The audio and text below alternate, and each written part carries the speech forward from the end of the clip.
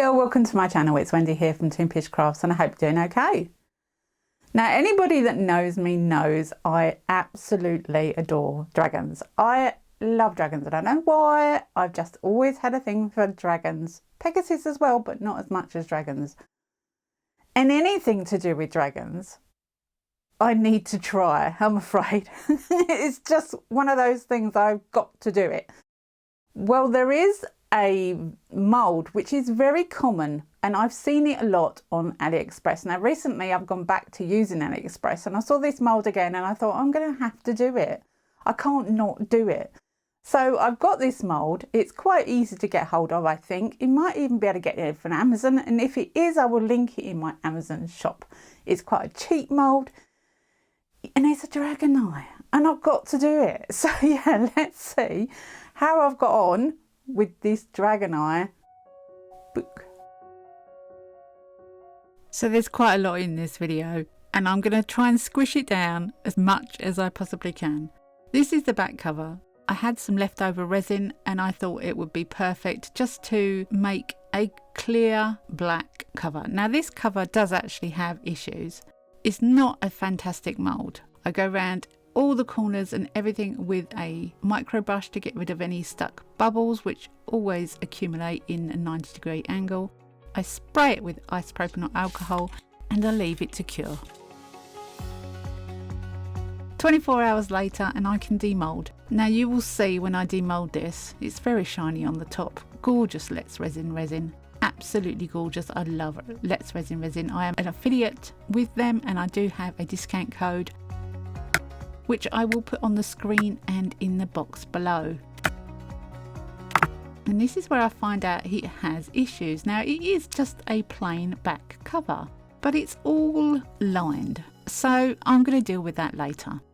For now, I'm just going to tidy up the sides. They are quite sharp as they usually are when they come out of a mould. A few people suggested I tried a burr tool. Now I'd never tried it before. I knew about them, but I hadn't tried them because I'm a little cack-handed sometimes and I didn't think I'd be able to use it. I'm used to peeling potatoes with a knife. That's what I do. So I thought I'd try it, and to my surprise they are really easy. So I thought I've got to show you this. They are so simple to use. I'm quite impressed. And this one will be linked in my craft supplies section of my Amazon storefront. I decided, however, to put on the inside back cover something to do with dragons. So I went to my Cricut, I found a really nice quote, I cut it out on vinyl on a really beautiful colour. There was a lot to it though and it did take a little while. But I love this Cricut. The Cricut has made my life so much nicer. I know it's only a machine, but it's such an easy machine to use. I'll link the video of when I first used this.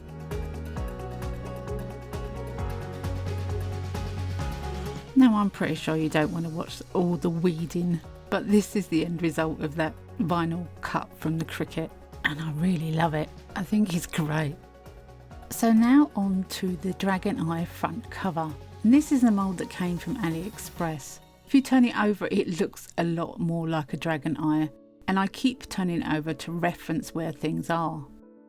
First of all, what I'm going to try and do is make a pupil in the eye. So I decided to cut out some sticky back plastic in the shape of a pupil and put it onto the eye mould where I don't want any colour to go.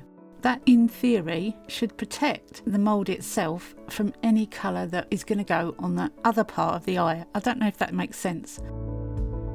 And 2 little bits for shiny dots. When you've got a shiny eye you tend to get a reflection dot. So the pupil's going to be black and the reflection dots are going to be a light colour, hopefully whitish. Neither of them want colour on them. So now it's on to colouring and I'm going to use some Ghost Red from Eye Candy. This is a colour that will change when there's a black colour behind it. So although it looks really quite dull, it will become brighter. In fact, it's really difficult to see it unless it's in the right angle, so I thought I'd better pick it up and show the camera. Then it's time to clean up. I do use cotton buds and alcohol and baby wipes to clean up. I won't put you through all that.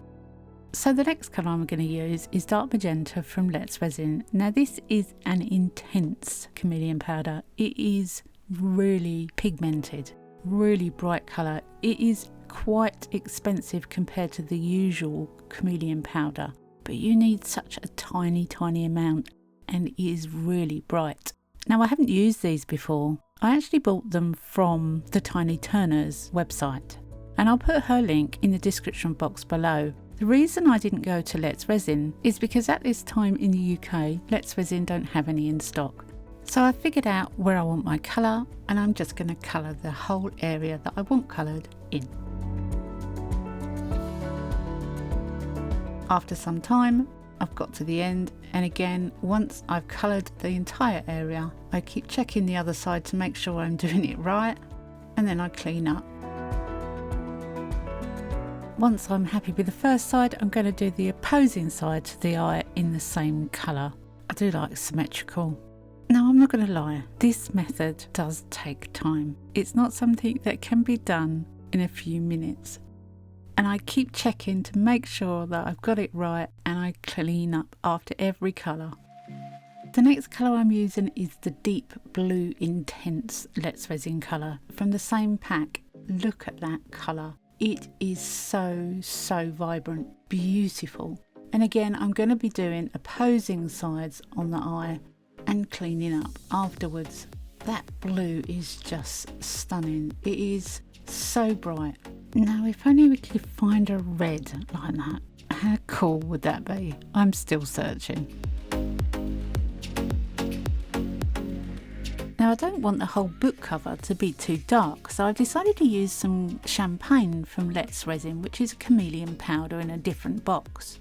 And I'm going to cover most of the outside of the eye with this. It's a lot quicker when you've got to do a big area, isn't it? So after a short time, I've covered the outside of the mould, and I'm very happy with how that looks. However, now I want to highlight the scales, and to be able to put a different colour on top, I have to clean off the tops of each of the scales, but that's what I've decided to do. I am fully aware I make it hard for myself sometimes, but I just like to go that little bit further, and you can see that the tops of the scales are cleaned away. That gives a base for another colour, and I'm going to be using the blue again. Now the blue will go over the top of the champagne, but you'll only see it when the mould has no colour on it. It's very weird how mica works. So I've still got the inside of the eye to do, and I'm going to be using the Let's Resin metallic silver for part of this. What I plan to do is to highlight some of the areas that will stand out above the rest. I'm going to be putting black behind this, and the silver really works well with the black. Now one issue I have with this metallic powder is it's not mica. As it's not mica, it doesn't clean off the same way that mica does. It's quite a greasy colour. I don't know how to describe it really. So I'm being really careful not to get it anywhere except where I want it to go. Because if you need to clean it off, you're going to have to use isopropyl alcohol. And I don't really want to spray the rest of it in isopropyl alcohol because it'll make the mica run. Now I'm going to take off the little pieces of sticky back plastic where I want the white. I'm going to be using interference silver. Now this didn't actually work as well as I wanted it to. I wanted it to do it white. As I'm pouring black behind it, the white won't stay white, it will go grey. So I tried the silver as it's an interference colour. Now I'm at the point I can take the middle piece of the sticky back plastic off. You can see where it has no mica on it at all. And it's ready for the back black colour. Now this piece was filmed and made before Christmas, and the temperature in the UK had dropped considerably. So I needed to keep my resin warm while it was curing. Now I've used heat mats before. This one was given to me by Let's Resin. It's a new heat mat from them. It comes with a silicone sheet that you put on top of the heat mat. That will protect it from spills, and believe me, my older ones do have spillages on them and you can't get them off. Then it suddenly occurred to me that an iris does not go right up to the edge of the eyes, so I suddenly thought I've got to clean off and put a different colour on the corners of the eyes so that I have a round iris.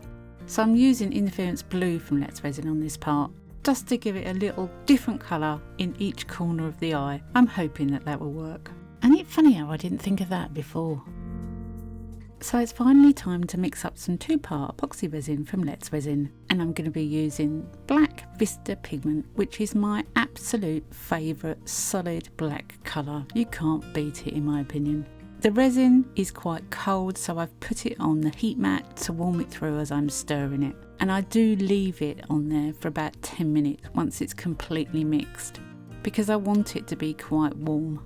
When you're dealing with really cold temperatures, resin does not like it. Some people put their resin in a warm bath, some people heat their resin with a heat gun, but if you've got a heat mat out, why not just use that, in my opinion. So I made 6 ounces of resin, roughly 118ml. That wasn't enough. I should have made up 8 ounces. So if you try this and you want to fill it up to the top, 8 ounces or 250ml is what you're going to need. I ended up having to pour another 100ml on top after the first layer had cured, and I won't put you through that, it's just basically black resin on top.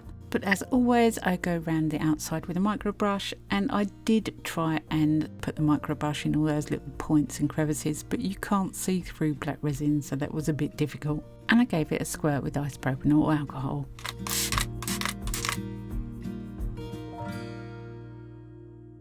So once the second black layer had cured, which was 48 hours after the first pour, I could demould it. Demoulding day is always so exciting. I love demoulding day. Gotta love that sound. So as you're seeing it at the same time as I am, I wonder if you're thinking the same thing I am. I absolutely love it, but I am disappointed with the white marks in the eye, so I decided to paint them. I'm just using acrylic paint. And because I've painted them on, I need to seal it. So I figured, well, an eye is usually quite wet. So a coat with UV resin would make it look more glass-like. The eye, however, is not flat. So I need to stop the resin from flowing right the way out of the eye socket. So the way I thought I'd do it was do 2 or 3 really thin coats and flash cure them before I put them underneath the lamp. UV resin doesn't flow like 2-part epoxy resin does. It's quite thick and gloopy, but it still will run. So I flash cured it with my little torch, and then I put it under the lamp. After a few layers, decided I was happy, and it was time to put the book together. The ring clips are actually quite easy to use.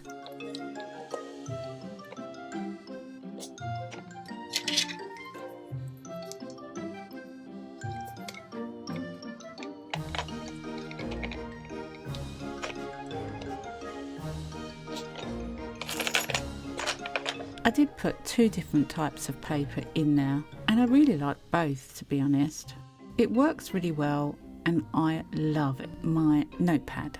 Each way you look at it, it looks completely different. If you're wondering what happened to the back cover, I'm going to do a video next week and show you how I sorted that out. I really love this dragon cover, and I've managed to purchase a few other designs as well from AliExpress, so I can't wait to do those. If you've got any questions or comments, use the comment section below. I always get back to comments if I can. And a thumbs up is really appreciated. Don't forget, Toonpish.com is a place where you can find all my discount codes and links.